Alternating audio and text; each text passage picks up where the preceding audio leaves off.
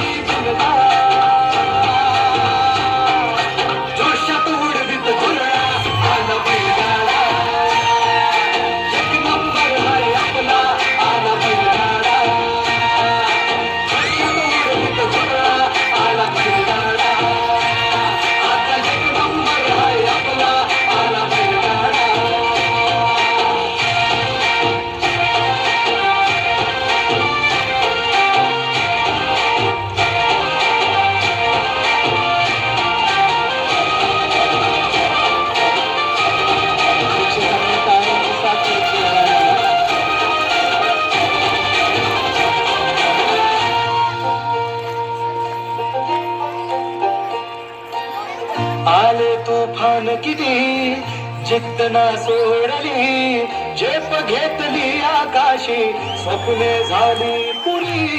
लढलो अन जितलो बी काटच्या वाटवरी, दुश्मन भी आज मला वाकून सलाम करी. या मातीहीन दिलं बळ लढण्याला अन भिडण्याला, देव माझा मल्हारी खंडोबा पाठीशी. लढलो पण रडलो नाही, हासील मी जीतही केली, आशीर्वाद बाबांचा आईची ऐकून नाही. हलतात दोघा वाऱ्यावानी, भिका पडला घोडा, पैरल झाली आपली जोडी, देशात केलंय राडा.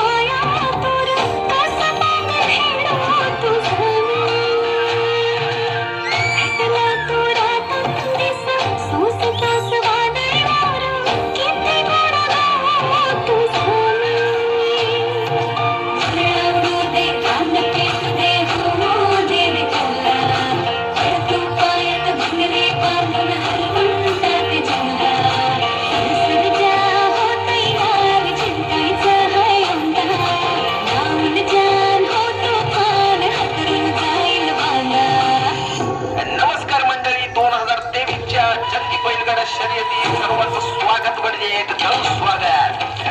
इथं होणार राडा आणि राड्यासाठी तयार असलेली जोडी म्हणजे शर्यत सुरू आणि लोक तोंडात बोट घालून बघत्या.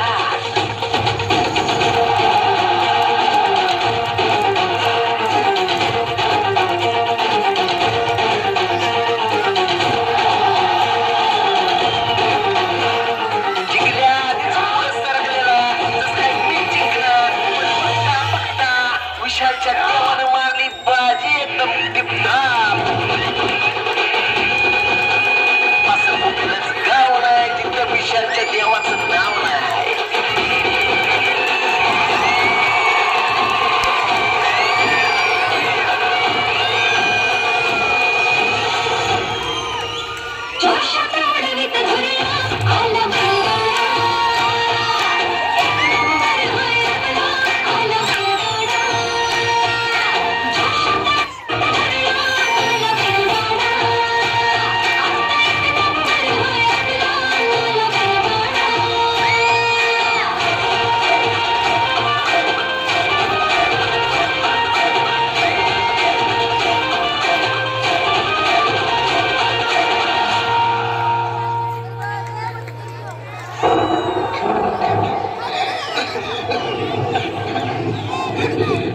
महाराष्ट्रातील बैलगाडा शर्यत प्रेमींच्या गळ्यातला ताईत, महाराष्ट्राचा वाघ विशाल आणि त्याच्या परिवाराचा आधार, सर्वांचा लाडका देवा आज एका आजारामुळे सर्वांना सोडून गेला.